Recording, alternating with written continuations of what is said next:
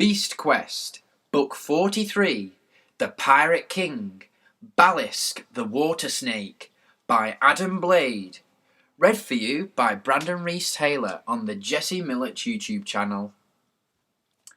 Prologue. The sun beat down on across Leo's back. The old fisherman let the oars drop from his hands and he stood up. As the sea swell lifted and lowered his little boat, he gazed back to the east.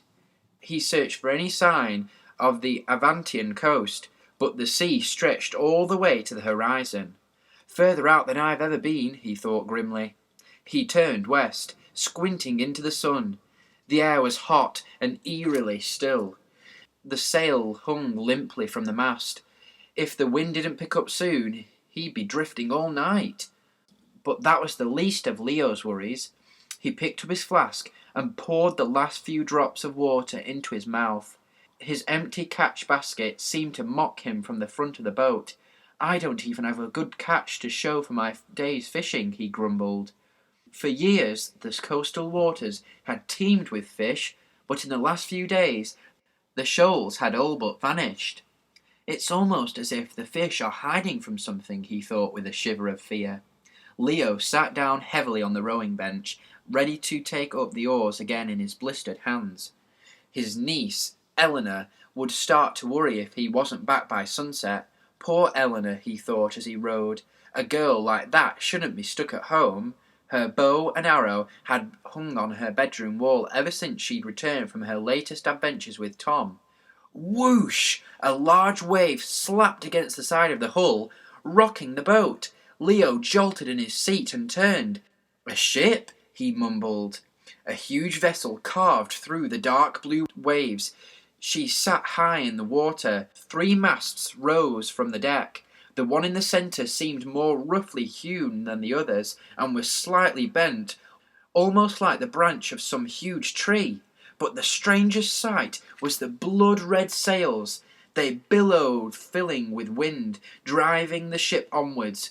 Leo frowned. "But there's no breeze," he thought. A single flag trailed and whipped from the odd central mast. On a black background, it showed what looked like the outline of a beast's skull, with horns and long, crooked teeth. Is it some sort of warship? Leo wondered. The vessel didn't look like anything in King Hugo's small navy that he had seen before. Leo waved his arms wildly and shouted, "Over here! Please, help me!" Even though the ship was still some 50 boat lengths away, his own craft suddenly lurched. He tripped over, landing on his knees with a cry, and clung to the edge of his vessel. Leo didn't understand. The swell wasn't bad enough to knock him from his feet. He stared into the water. There was something down there. A dark shadow, bigger than any shark, drifted beneath the boat with menacing silence. Leo scrambled to the other side of his ship. Just as the creature broke the surface, he fought the scream that rose in his throat as he saw the snake-like body. Glittering and muscular, the beast rolled out of the water, sunlight scattering over its silver scales. Rising up, the monster faced Leo with a head almost as big as his boat. Horns jutted from the head in all directions, and its yellow eyes narrowed to slits. The beast rose higher still, blocking out the sun. With a hiss, it shot towards Leo. Leo dived into the water to escape being crushed to death, and heard the crunch as his fishing boat was smashed into splinters. Under the water's surface, he saw the wreckage of his boat sinking. Panic drove the air from his lungs. His heart thudded in terror. The beast was coming for him, twisting through the water, mouth gaping to reveal deadly fangs. Was this the last thing Leo would ever see? Chapter 1. A Waiting Game. Tom threw aside his blanket. He stared out through the open window onto a rectangle of night sky. "It's no use," he whispered. In the next chamber, he could hear Uncle Henry snoring softly. Tom had tried everything, counting through every beast he'd ever fought, lying on his front, on his side, flipping onto his back. He'd even tried sleeping on the bare floorboards to remind himself of the many nights spent in the wilderness on his quests. Nothing worked. He couldn't get to sleep. And nothing will work while my mother's lost in a strange land, he muttered. In some ways, the last quest in Tavernia had been successful. He and Eleanor had restored 6 beasts to their rightful homes, and he'd managed to bring the evil wizard Malvel back to Avantia, where he was now imprisoned in King Hugo's dungeon. It wasn't worth it, Tom thought, his frustration mounting. They'd left his mother, Freya, in Tavernia, and Eleanor's wolf, Silver, a loyal companion on so many quests.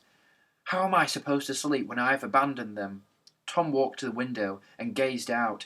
He was sure that Eleanor felt the same. Following their return, the good wizard Aduro had turned them to go back to their homes, Tom to his aunt and uncle in Erinal, and Eleanor to her uncle Leo, a fisherman on the western shore. Aduro had said he'd wanted them back to recuperate after their latest adventures, and that he would do his best to find a way to bring the others home. But Tom couldn't just sit around waiting.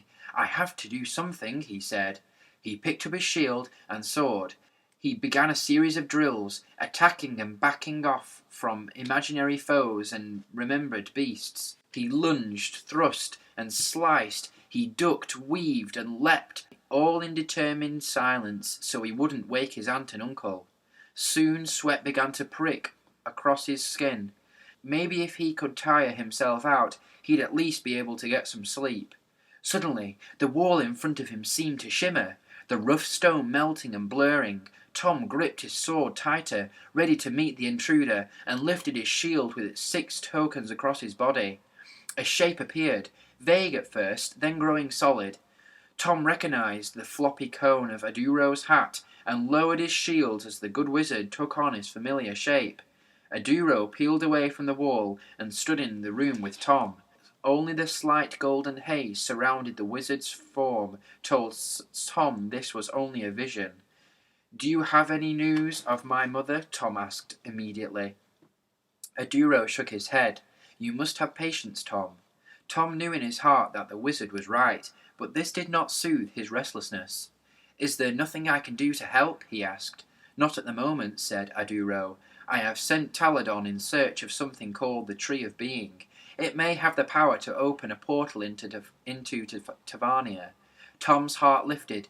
"Where is this tree?" "Nobody knows for sure," said Aduro. "Legend tells us that the tree doesn't remain in one place. It's forever moving about our kingdom." It didn't sound like any tree Tom had ever heard of. "Where is my father now? I'll go with him."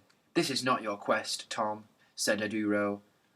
"But 2 warriors are stronger than—" Aduro raised his hand. "Freya is dear to Taladon too," he said. "You must let him fight alone." Before Tom could protest further, the vision of Aduro melted into the stone wall, and Tom found himself alone again. A rustle outside made his skin tingle. He heard the sound of a twig splintering underfoot. Could it be an intruder? Or a fox, maybe, after his aunt's chickens? Tom crept to the window. He heard the snap of a bowstring. Then, whoosh! An arrow thudded into the wooden window frame.